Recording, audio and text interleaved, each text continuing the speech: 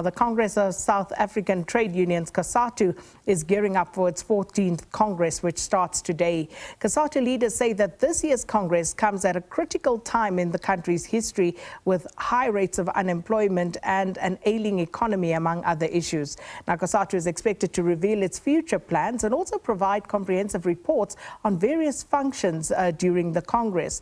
2,000 delegates are expected to attend the elective Congress, and the Federation is hoping to emerge stronger and united. So for more of this, we join on the line by COSATU's Deputy General Secretary, Mr.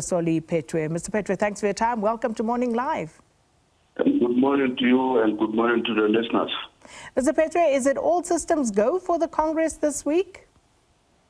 Yes, the system in terms of our 14th National Congress planning, the system is at advanced stage. We are about to start the Congress in a few minutes, and we hope that as our plan, we will be emerging strong as we have said. We will be dealing with some of the challenges that are facing the workers in this country, in particular in our 4 pillars, which are the organization, the organizational report, the political report, the social, economic, and international. And as you said, the triple challenges of unemployment, poverty, inequalities facing this country.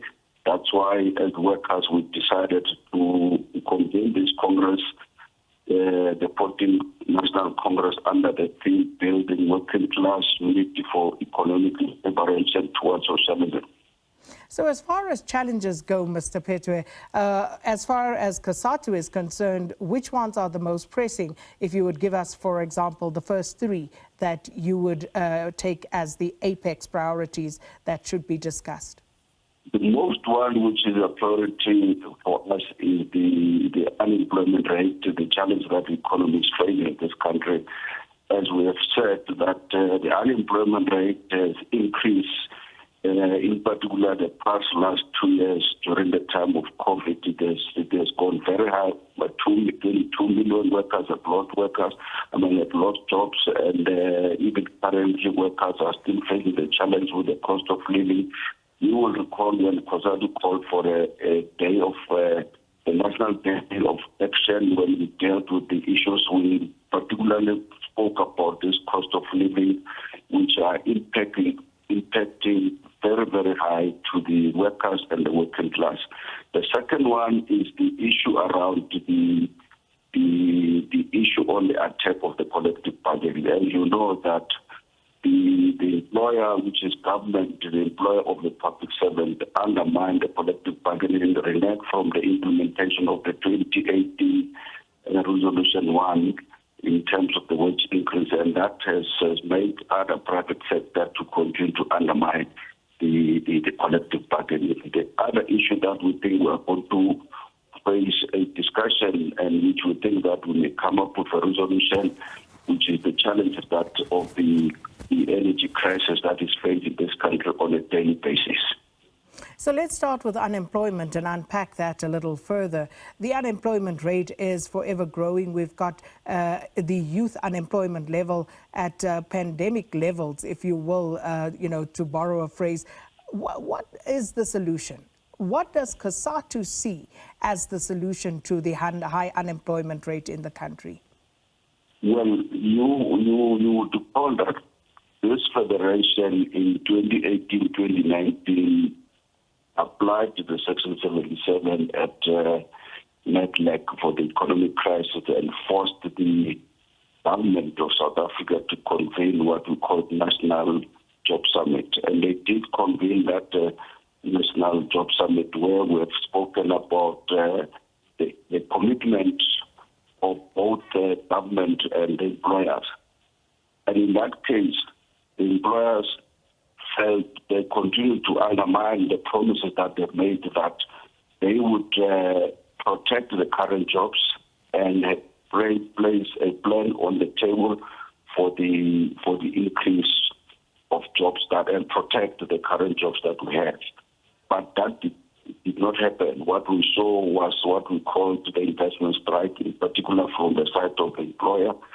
And our own government did nothing except that they continue to allow or not taking a disciplinary process for the private sectors. But we then went to the next leg where we agreed to make some proposal in relation to the economic reconstruction development, where we expected that there were issues that were agreed both from labor, from business, from government and community. But those things have not been implemented. We continue to be talking about things with no implementation. So if government can just implement what we agreed in that economic reconstruction summary, I think we will be able to address the challenges that we're facing with the employment.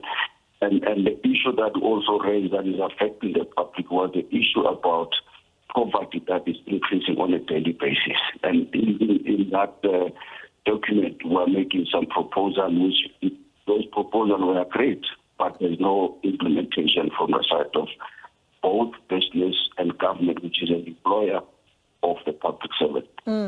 Why would business comply if, as you pointed out yourself, Mr. Phetoe, that government itself reneged on the collective bargaining agreements that have been made in some instances? So you've got that problem. As you say yourself, our government, an ANC-led government of which you are in alliance with, is basically not making your life any easier as a trade union federation. So how do you continue to sell this idea to the workers, to members of your various affiliates, that it is in fact a good idea for you to continue being in this alliance?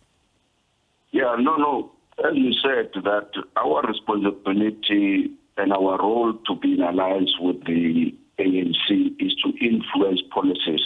But on this matter, we have engaged the ANC on many times.